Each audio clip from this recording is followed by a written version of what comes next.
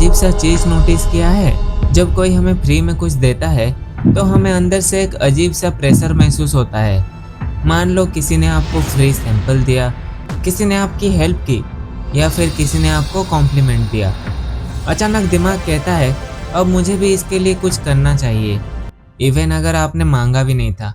ये एक ऐसा इनविजिबल रूल है जो पूरी दुनिया में काम करता है। एक ऐसा रूल जो लोगों को बिना फोर्स किए हाँ बुलवा देता है। उस रूल का नाम है रेसिप्रोसिटी। मतलब उसने मेरे लिए कुछ किया, अब मेरी बारी, मुझे भी उसके लिए कुछ करना चाहिए। और अगर किसी को ये रूल इस्तेमाल करना आ गया तो आपको बिना पुश किए कुछ भी खरीदवा सकता है। आज हम समझेंगे ये रूल इतना पावरफुल क्यों है और मार्केटर्स इसे आपके खिलाफ कैसे इस्तेमाल करते हैं। अब चलो इसे एक सिचुएशन से समझते हैं जो ऑलमोस्ट हर एक इंडियन ने एक्सपीरियंस किया होगा। इमेजिन करो आपके बर्थडे पे आपका दोस्त आपको 1000 रुपया का गिफ्ट देता है। उसने आपको ये गिफ्ट ऐसे ही कैजुअली में दिया है, उसके ऊपर कोई भी प्रेशर नहीं था। लेकिन जब कुछ महीनों बाद उसी दोस्त का बर्थडे आता है तब क्या होता है? आप कॉन्शियसली सोचो या ना सोचो, आपके दिमाग में एक लाइन तो जरूर आता होगा, मेरे बर्थडे पे इसने मुझे एक अच्छा सा गिफ्ट दिया था, अब मेरी बारी, मुझे भी इसके बर्थडे पे एक अच्छा सा गिफ्ट देना चाहिए। आप लोग ऐसा सिचुएशन तो जरूर फेस किए होंगे। तो ऐसे सिचुएशन में आपको अंदर से कैसे फील होता है? जरूर थोड़ा सा प्रेशर महसूस होता होगा। और यही है रेसिप्रोसिटी। जब हमें कोई कुछ देता है तब हमारे दिमाग में एक सिस्टम एक्टिवेट हो जाता है, और जब तक हम उसे रिटर्न में कुछ नहीं दे देते तब तक हमारे अंदर एक अजीब सा प्रेशर महसूस होता रहता है। ये कोई रिटर्न रूल नहीं है कि उसने मुझे कुछ दिया है तो मुझे भी उसको रिटर्न में कुछ देना चाहिए, लेकिन हर किसी के दिमाग में ये ऑलरेडी इंस्टॉल्ड है। जब आप गिफ्ट लेते हो तो आप सिर्फ गिफ्ट नहीं लेते, बल्कि आप एक इनविजिबल रेस्पॉन्सिबिलिटी लेते हो। और उसी तरह से जब आप किसी को गिफ्ट देते हो तो आप सिर्फ गिफ्ट नहीं देते, बल्कि आप एक एक्सपेक्टेशन क्रिएट करते हो। और सबसे इम्पोर्टेंट बात, आप रिटर्न इसलिए नहीं करते क्योंकि सामने वाला आपको फोर्स कर रहा है या फिर आपसे मांग रहा है, बल्कि आप रिटर्न इसलिए करते हो क्योंकि आप खुद अनकंफर्टेबल फील कर रहे होते हो। आपको लगता है कि कुछ बाकी है, आप उस फीलिंग को ख़त्म करना चाहते हो, इसलिए रिटर्न करते हो। यानी उस टाइम पे आप डिसीजन नहीं ले रहे होते, बल्कि आप अपनी इंटरनल डिस्कम्फर्ट को हटाने की कोशिश कर रहे होते हो। यही है रेसिप्रोसिटी। और रेसिप्रोसिटी कोई एक्सटर्नल प्रेशर नहीं है, बल्कि ये एक इंटरनल प्रेशर है। इसमें कोई आपको फोर्स नहीं करता, बल्कि आपका खुद का दिमाग आपको पुश करता है। ऐसे तो रिटर्न करना कोई ज़रूरी नहीं है, लेकिन रिटर्न करना ज़रूरी फील होता है। इस कॉन्सेप्ट का सबसे बड़ा सीख क्या है? पहला सीख ये है कि फ्री चीज़ कभी भी फ्री नहीं होता।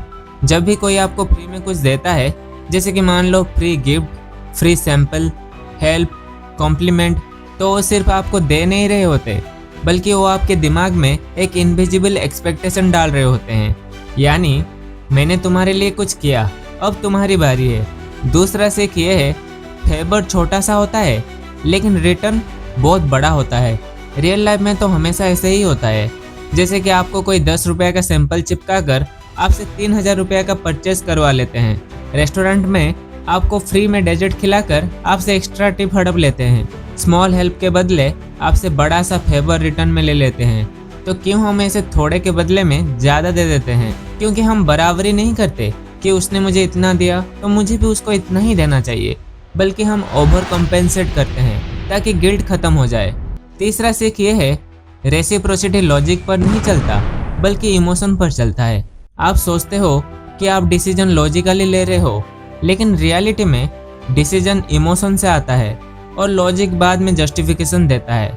आप पहले हाँ बोल देते हो, फिर दिमाग रीजन ढूंढता है कि आपने हाँ क्यों बोला। चौथा सीख ये है कि ये रूल यूनिवर्सल है।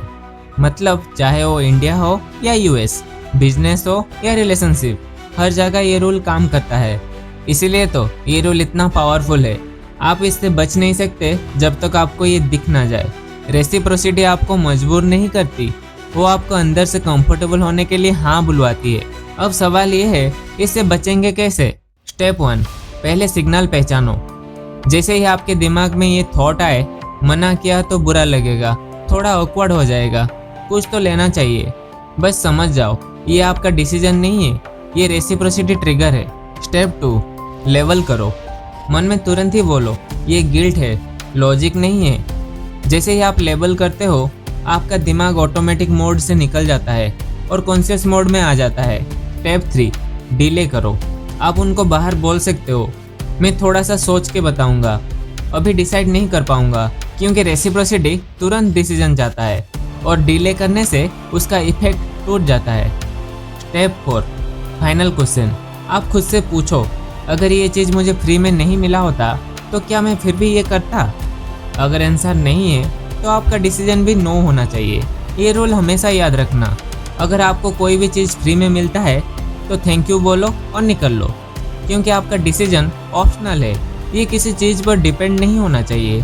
रेसिप्रोसिटी बुरी चीज़ नहीं है, इससे ही तो फ्रेंडशिप बनता है, इससे ही ट्रस्ट बनता है और इसी से ही सोसाइटी चलती है। लेकिन ब्लाइंड रेसिप्रोसिटी खतरनाक है।